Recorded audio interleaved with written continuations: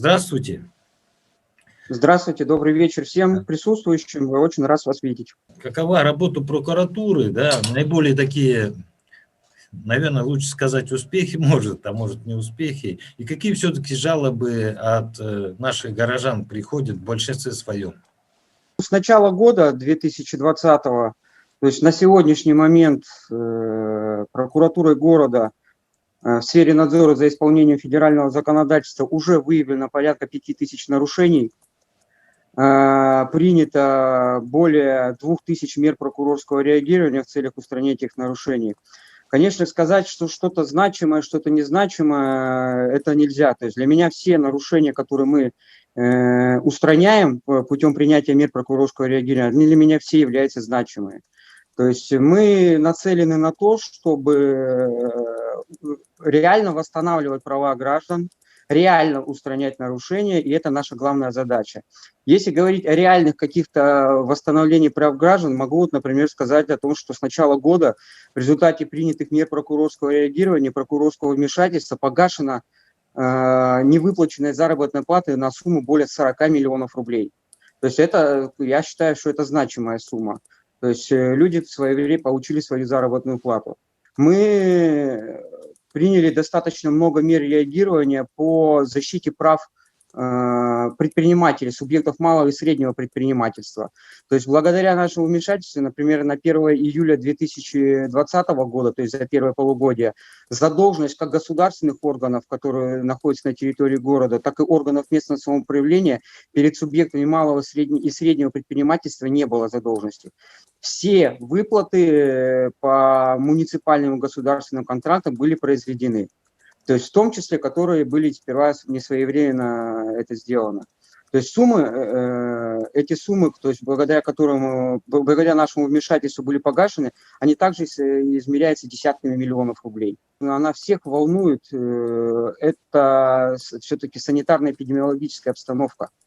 С учетом новой коронавирусной инфекции, то есть мы уделяли данному направлению очень большое внимание и сейчас уделяем большое внимание. То есть, да, благодаря в том числе мерам прокурорского реагирования наши сотрудники полиции, административная комиссия увеличила административную практику, в том числе в отношении граждан. Но благодаря принятым нам мерам, то есть мы прекращали незаконную деятельность, которая создавала угрозу возникновения коронавирусной инфекции. По нашим материалам проверки в отношении нерадивых руководителей возбуждались уголовные дела за нарушение санитарно-эпидемиологических правил, которые повлекли за собой массовое распространение коронавирусной инфекции.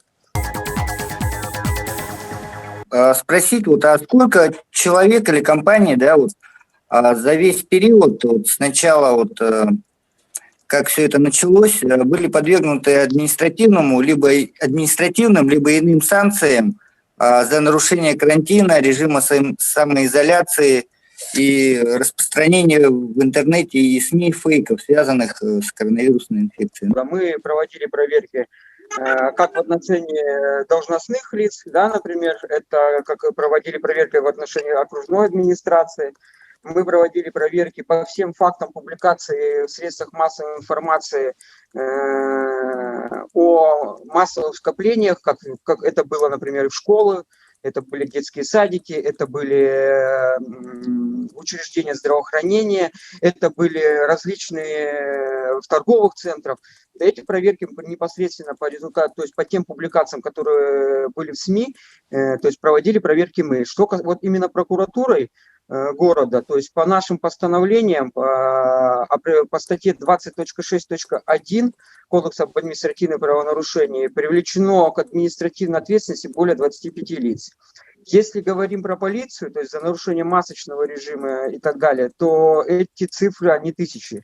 То есть к административной ответственности более 2000 граждан привлечено. И введение режима ограничений, то есть сперва у нас окружная администрация не осуществляла вообще какую-либо административную деятельность. То есть в результате мы вносили представление главе города, то есть она внесла соответствующие изменения в свои должностные регламенты, и в настоящий момент административная комиссия и должностное лицо как мы сейчас видим, публикуются в средствах массовой информации, они сейчас систематически также проводят проверки, составляют административные протоколы.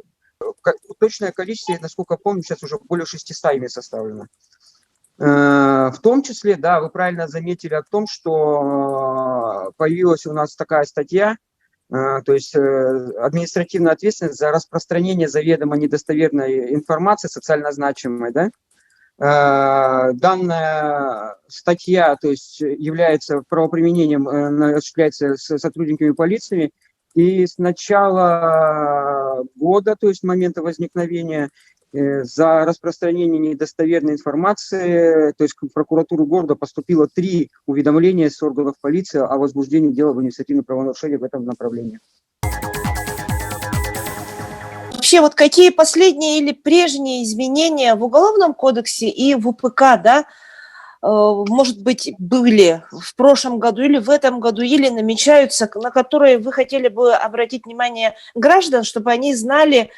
Есть такие, между прочим, изменения, которые были в том числе в этом году, на которые, я думаю, считаю, необходимо постоянно обращать внимание, потому что они касаются всех. Первый момент – это изменение в статью 264 прим. 1 Уголовного кодекса Российской Федерации.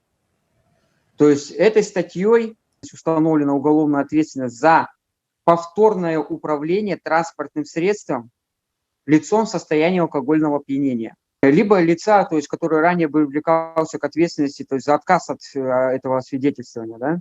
В последнее время, что количество лиц, которые поймали сотрудники ГИБДД за управление транспортным средством в состоянии алкогольного опьянения, постоянно растет. То есть повторное, если вас остановят, это закончится все уголовным делом.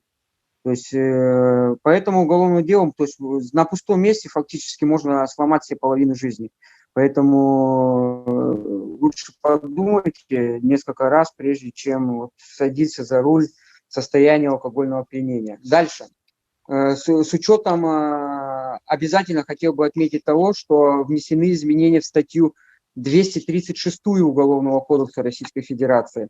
То есть это нарушение санитарных норм, которые повлекли за собой, раньше звучало так, что это влекет за собой там массовое заболевание или так далее. Сейчас внесены изменения, и по этой статье в том числе привлекаются лица к уголовной ответственности только за создание угрозы массового заражения или инфицирования. Это вот как раз именно те статья, то есть по которой привлекли ряд руководителей организации к уголовной ответственности именно за создание угрозы распространения новой коронавирусной инфекции. То есть не могу сказать, что с учетом этих изменений не так давно состоялся первый приговор в городе Якутске. Сотрудник больницы осужден в виде штрафа. То есть каких-либо последствий здесь не было. То есть ни одного заболевшего, просто это как раз вот именно создание угрозы. А если все-таки заболевание произойдет, да, какое-то, и создается массовость, то есть это заболевание, то там уже лишение свободы, максимальный срок от 5 до 7 лет лишения свободы. То есть вот в этом-то и разница. То есть есть просто угроза и есть какие-то последствия, то есть абсолютно разные наказания. Кроме этого, Уголовный кодекс в данном случае, то есть, потому что опять же с эпидемией связано, да, был дополнен статьей 207 прим. 1, которая установила ответственность, уголовную ответственность за публичное распространение заведомо ложной информации об обстоятельствах, представляющих угрозу жизни и безопасности граждан. В частности, о чрезвычайных ситуациях, связанных с эпидемией ковидной, да, а также о принимаемых мерах по обеспечению безопасности населения и территорий. То есть пока в настоящий момент практики с начала года по этой статье нет. Но призываю всех очень внимательно смотреть то, что вы пишете в интернете, какие даете информацию граждан, да, потому что любая недостоверная информация может таким способом привести к уголовной ответственности. Что вы сейчас сказали вот по фейковой, да, относительно эпидемии, это касается только средств массовой информации или вот интернет-изданий, или вот этих мессенджеров тоже? То же самое касается, то есть нам законодатель в том числе разъяснил, что под публичным, то есть, видите, ответственность наступает за публичное распространение этой информации, да, а под публичным распространением понимается в том числе распространение информации в социальных сетях с использованием иных интернет-ресурсов и приложений, таких как WhatsApp, Telegram, Instagram.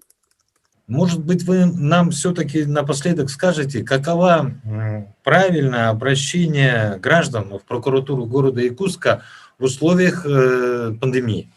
Мы осуществляем прием ежедневно с учетом санитарных норм и требований, то есть в обязательном порядке это маска, это перчатки, социальное дистанцирование.